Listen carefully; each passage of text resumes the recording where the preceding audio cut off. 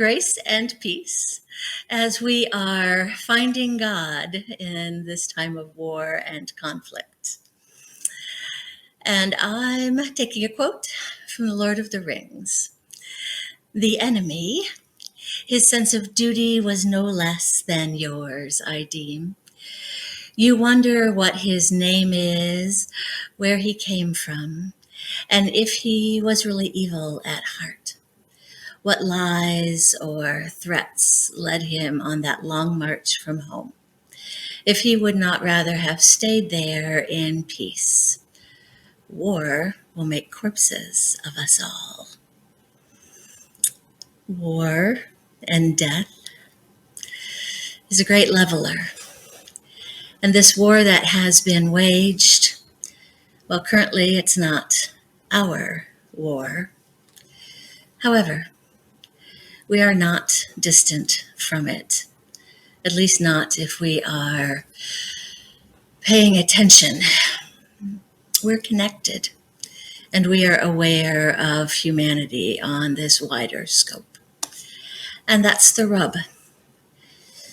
It's easy in our humanness to be aware of what seems to be this great wrong taking place.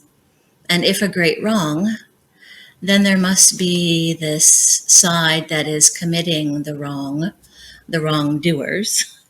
And subsequently, then there are victims or the innocent ones, the good ones. And we have to choose a side. But wait, wait for just one moment, if you will. Because while it's not in my memory, it is within my historical awareness that there were young men in this country who were drafted to fight in a war, and they were made to go take up arms to fight in a battle that maybe they were not in favor of.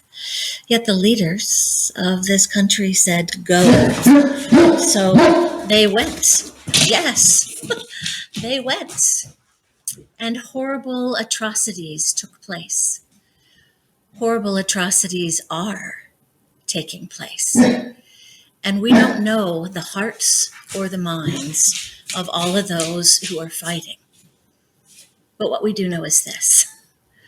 Isaiah 2 verse 4 says, God will judge between the nations, and he will settle disputes for many peoples, and they will beat their plowshares and spears into pruning hooks. And nations will not take up sword against nation, and they will not train for war anymore. Or if that's just too long, how about Matthew 5:9? Blessed are the peacemakers, for they will be called sons and daughters of God.